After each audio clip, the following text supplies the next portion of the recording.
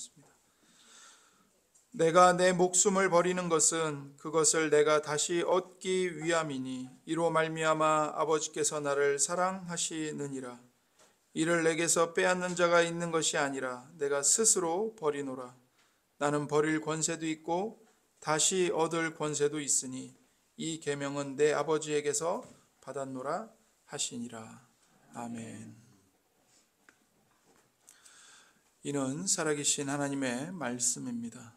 오늘도 우리에게 말씀하시는 하나님 아버지께 감사합니다. 오늘 우리가 주님의 만찬에 함께 참여하고자 합니다. 주님의 떡과 잔, 주님의 살과 피를 우리가 받아 먹고 주님의 은혜를 누리기를 소원합니다. 이 성만찬, 주님의 만찬은 예수 그리스도의 죽으심을 우리에게 가시적으로 보여주고 선포합니다. 그래서 찢어지는 빵은 예수님이 우리를 위해 죽으시는 것을 우리 눈에 보여주는 것이고, 또 잔에 부어지는 포도주는 우리를 위해 예수님께서 피 흘리신 것을 우리에게 보여줍니다.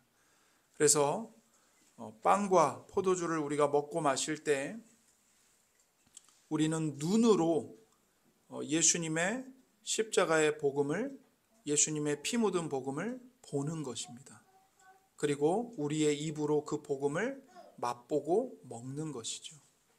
그래서 우리는 이 성찬을 통해서 우리의 구주이신 예수님의 죽으심을 기억하고 예수님께서 우리에게 주시는 그 복음의 의미를 마음에 되새겨야 합니다. 성경은 예수님의 죽으심에 대해 말할 때 예수 그리스도께서 우리를 위하여 기꺼이 자원하여 죽으셨다고 말합니다. 예수님의 죽음은 어쩔 수 없는 것이 아니었습니다. 오히려 예수님은 죽으시는 것을 스스로 선택하셨습니다. 그래서 오늘 본문에 예수님이 이렇게 말씀하시죠. 내가 내 목숨을 버리는 것은 그것을 다시 얻기 위함이니 이로 말미암아 아버지께서 나를 사랑하시느니라. 이를 내게서 빼앗는 자가 있는 것이 아니라 내가 스스로 버리노라. 이렇게 말씀하십니다. 나는 버릴 권세도 있고 다시 얻을 권세도 있으니 이 계명은 내 아버지에게서 받았노라 하시니라. 누군가가 강제로 예수님에게서 목숨을 빼앗는 것이 아닙니다. 예수님이 스스로 버리시는 거죠. 누구를 위해서요? 우리 모두를 위해서요.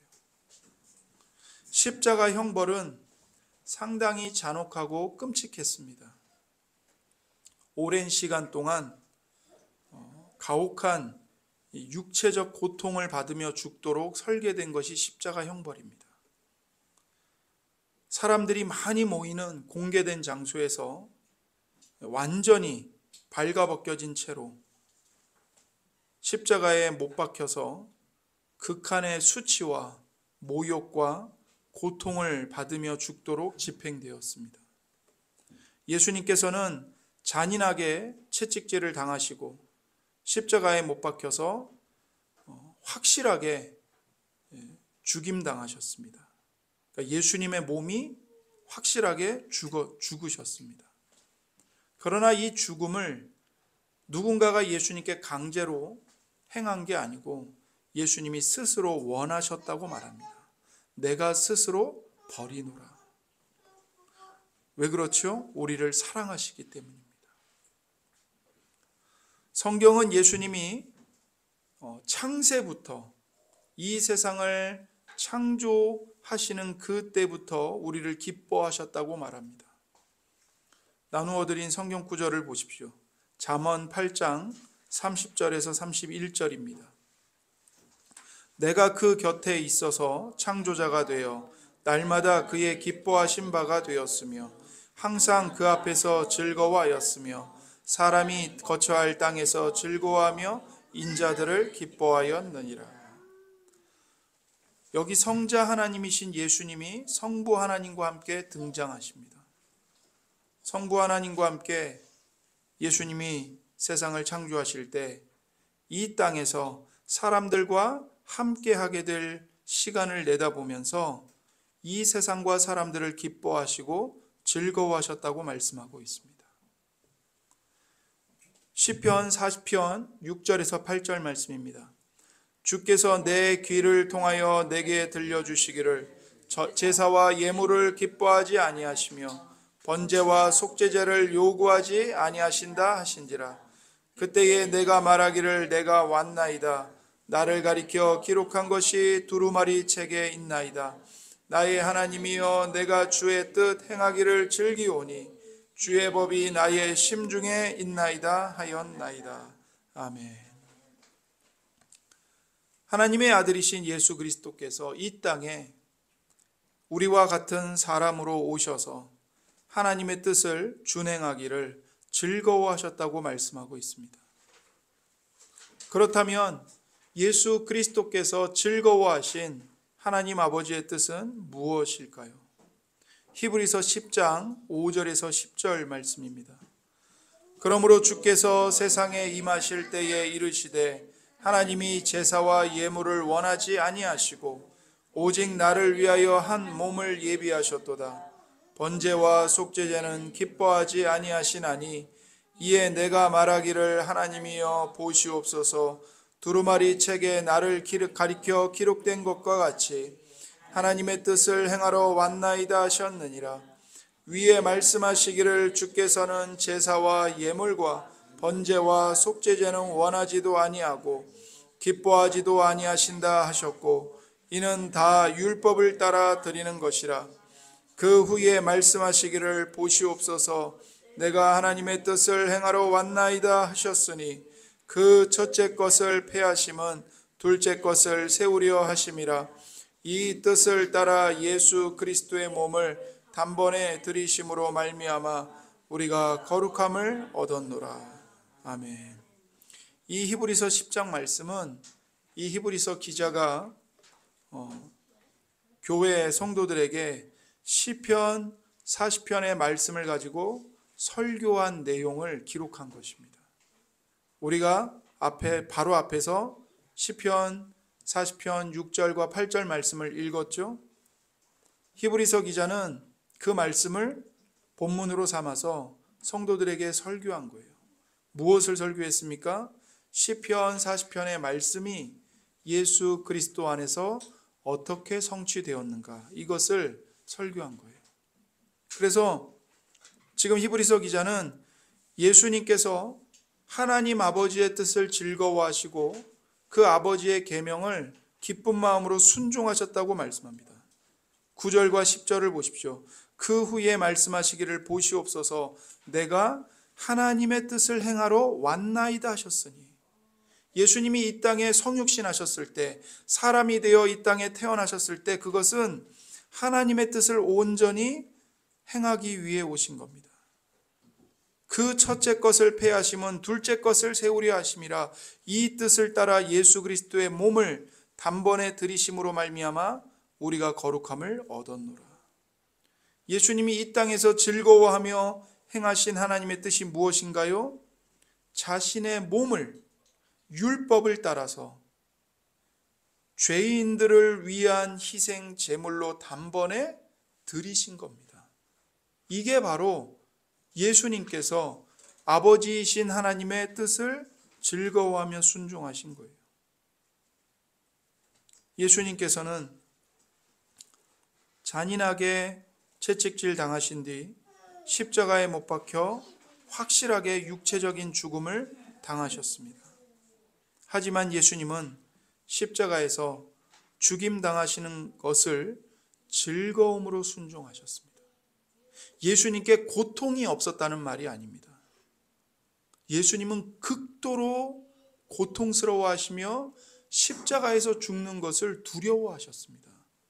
그런데 그 극도의 두려움을 예수님께서 의지적으로 즐거워하며 받아들이신 겁니다.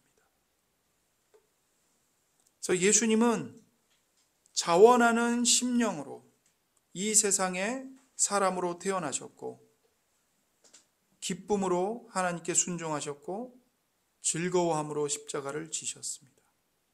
예수님은 하나님 아버지를 사랑하고 우리를 사랑하시기 때문에 모든 어려움에도 불구하고 십자가 사역을, 십자가의 고난을 기쁘게 감당하신 것이죠.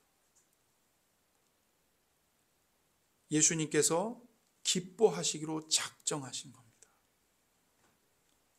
그래서 성경은 우리 모두에게 이러한 그리스도의 죽으심을 생각할 때 이 예수님의 자원하는 마음, 예수님의 즐거움으로 순종하는 마음, 예수님의 스스로 희생하신 것, 이것을 기억하라고 우리에게 강조하는 것입니다.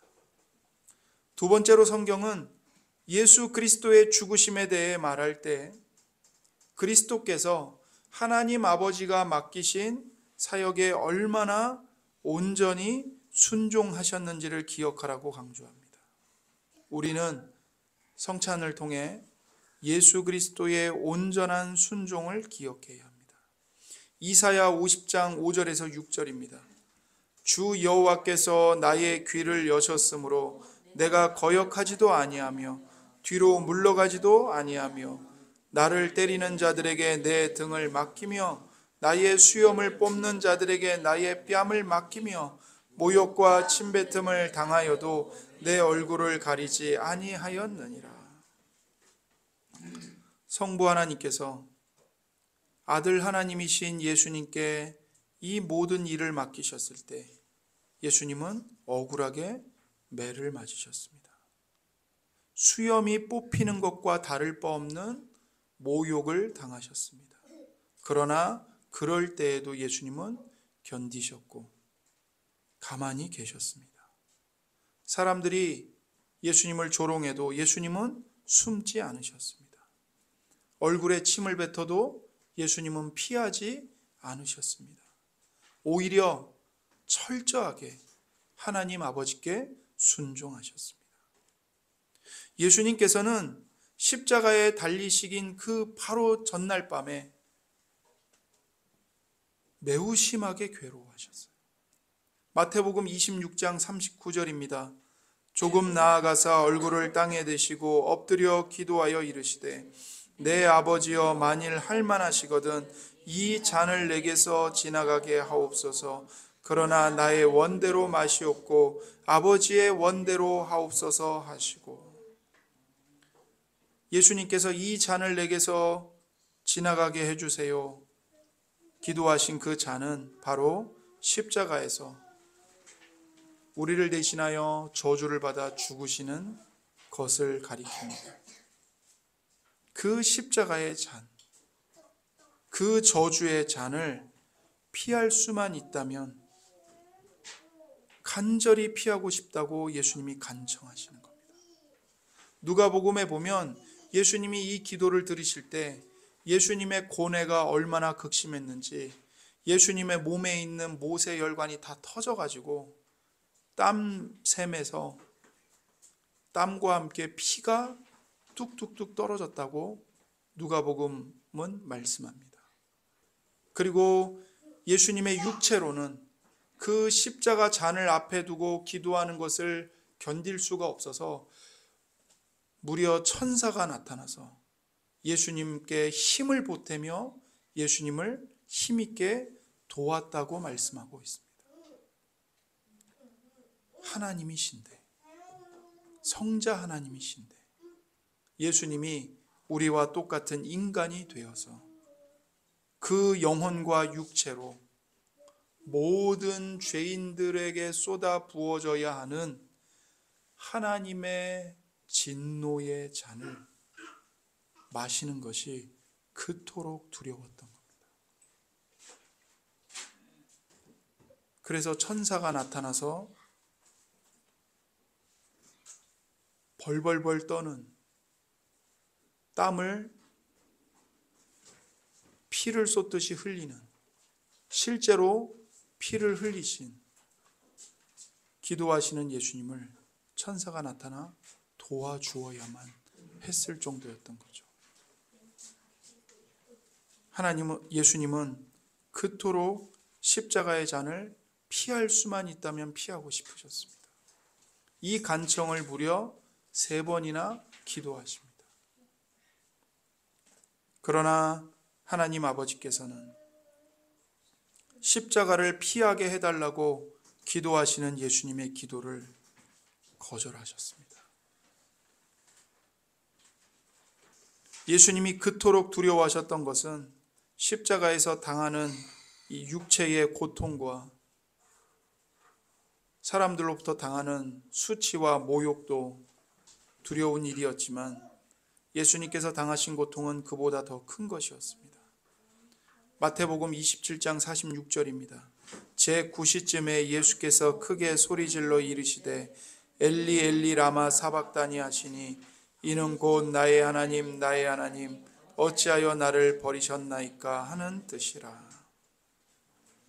예수님이 그토록 두려워하셨던 것, 그것은 바로 하나님 아버지로부터 버림받으시는 겁니다. 아버지 하나님께서 아들 하나님을 버리셨습니다. 영원전부터 그 아들과 함께 하신 성부께서 창세전부터 최고의 기쁨과 열정으로 사랑하신 그 아들 하나님, 그 어떤 죄도 짓지 않으시고 이 땅에 계실 때 하나님의 뜻에 온전히 순종하신 예수님을 버리신 겁니다.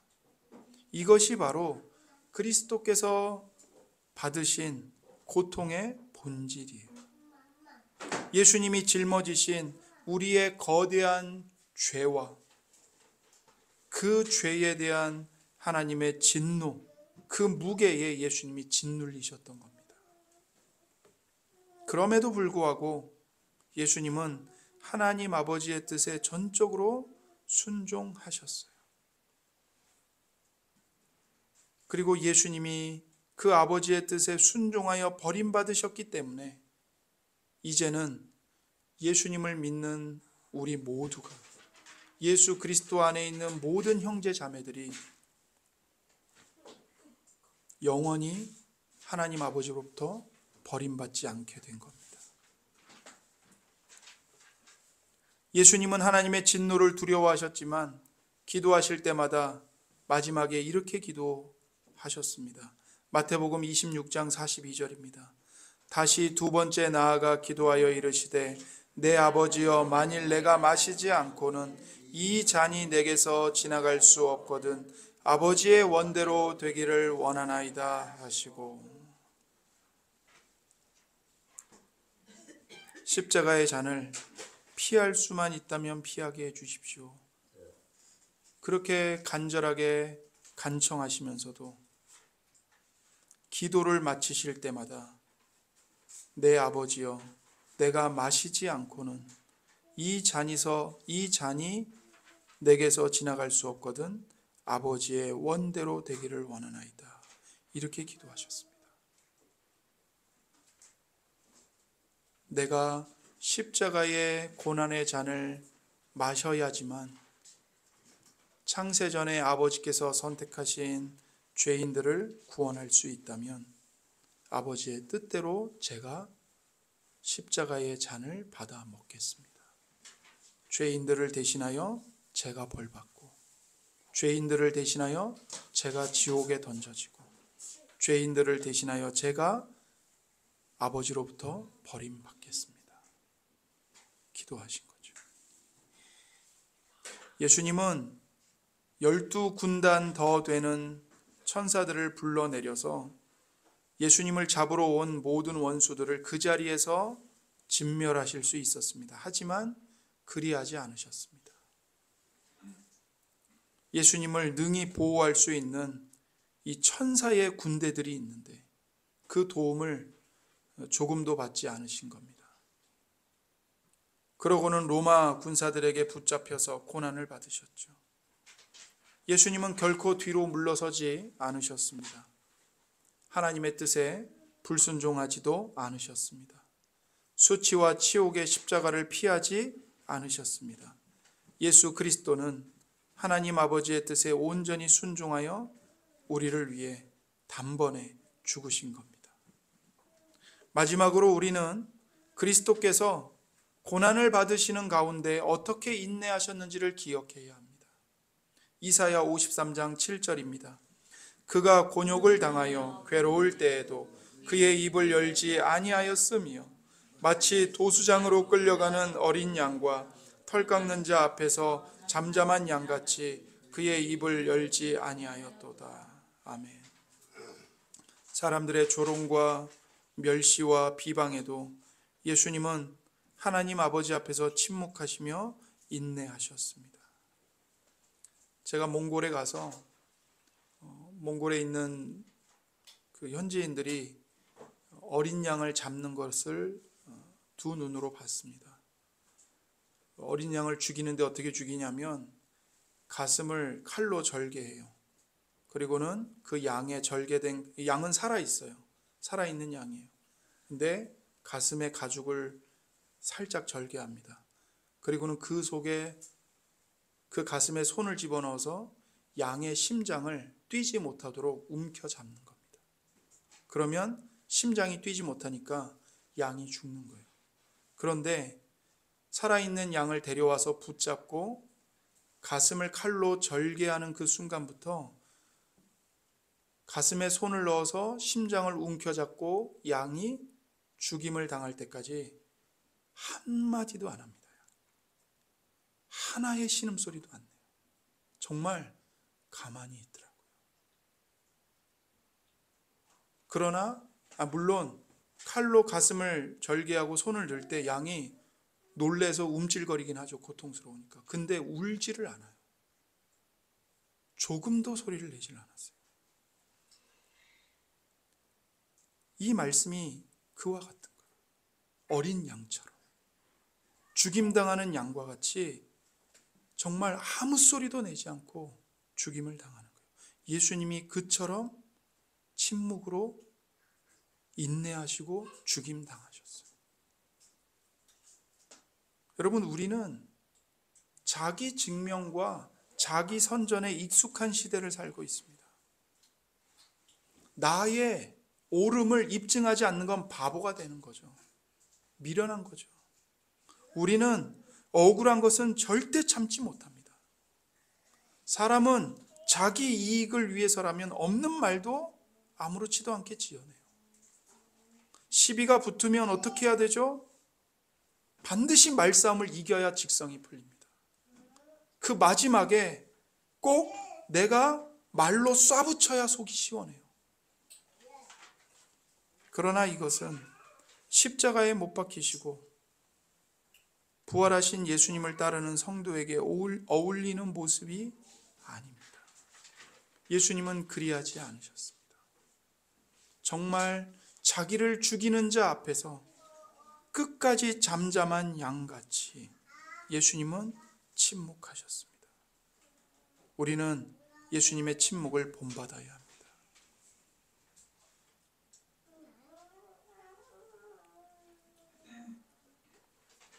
이 세상이 시끄러운 이유, 가정에 불화가 끊이지 않는 이유, 사랑의 공동체인 교회 안에 다툼과 시비와 경쟁이 사라지지 않는 이유, 무엇 때문입니까? 말이 너무 많기 때문입니다. 말이 너무 많아요. 침묵을 견디질 못합니다. 우리는 예수님의 침묵을 본받기를 원합니다. 모든 시비와 분쟁이 내가 침묵하면 나에게서 끝나는 거예요. 거기서 내가 더 말을 보태지 않으면 그것으로 종식이 되는 겁니다. 잠언에서 말씀하잖아요. 불이 일어나도 땔감을 집어넣지 않으면 시간이 지나면 자연스레 불은 꺼지는 거예요. 그런데 거기다 자꾸 땔감을 집어넣어요. 말을 보태요. 그러니까 불이 사라지질 않고 점점 더 커져서 결국에는 공동체 전체를 다 불태워 버리는 거예요. 우리의 침묵으로 그 분쟁의 불을 끄는 겁니다. 우리 모두가 저부터 예수님의 침묵을 본받기를 소원합니다. 베드로전서 2장 21절부터 25절입니다. 이를 위하여 너희가 부르심을 받았으니 그리스도도 너희를 위하여 고난을 받으사 너희에게 본을 끼쳐 그 자취를 따라오게 하려 하셨느니라. 그는 죄를 범하지 아니하시고 그 입에 거짓도 없으시며 욕을 당하시되 맞대어 욕하지 아니하시고 고난을 당하시되 위협하지 아니하시고 오직 공의로 심판하시는 이에게 부탁하시며 친히 나무에 달려 그 몸으로 우리 죄를 담당하셨으니 이는 우리로 죄에 대하여 죽고 의에 대하여 살게 하려 하심이라. 그가 채찍에 맞음으로 너희는 나음을 얻었나니 너희가 전에는 양과 같이 길을 잃었더니 이제는 너희 영혼의 목자와 감독 되신 이에게 돌아왔느니라. 아멘. 예수님은 모욕을 당하셨지만 모욕으로 갚지 않으셨습니다. 고난을 당하셨지만 위협하지 않으셨습니다. 정의롭게 심판하시는 하나님께 다 맡기셨어요. 그리스도께서 우리에게 당신을 본받고 따라오라고 우리를 부르십니다. 우리가 그리스도를 본받고 따라가는 것, 이것이 그리스도께서 우리를 위하여 침묵 가운데 고난을 당하신 이유이며 목적입니다. 그리스도께서는 당신의 발자취를 따라오라고 우리를 초청하시는 거예요. 우리는 그리스도께서 이 땅에서 친히 사셨던 삶을 본받아 살도록 초청받았습니다. 그러므로 고난은 다만 벌이 아닙니다. 하나님께서 우리를 버리신 것이 아닙니다. 고난 중에 여러분과 제가 침묵할 때 그것은 세상에서는 미련한 짓이죠. 바보 멍청이가 되는 겁니다. 그러나 먼저 침묵으로 고난을 감내하신, 인내하신 예수님 안에서는 귀하고 아름다운 순종인 것입니다.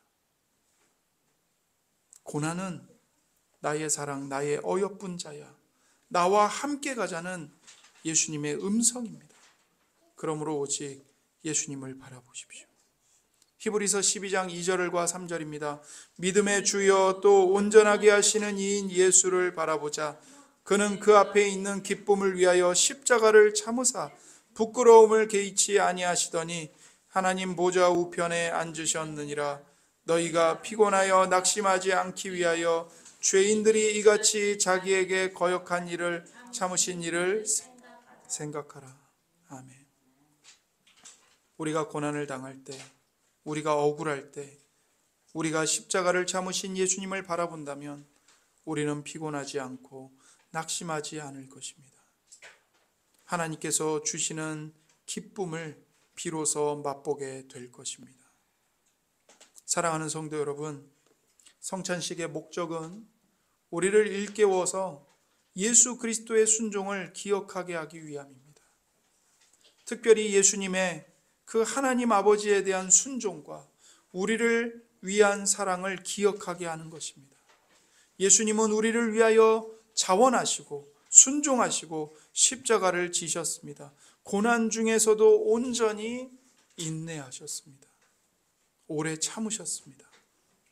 예수님의 마음을 이 말씀을 통해 우리 마음에 되새기고 기억하기를 바랍니다. 함께 기도하겠습니다. 이 시간 하나님의 말씀으로 우리 모두 예수 그리스도의 순종을 기억하게 해주세요.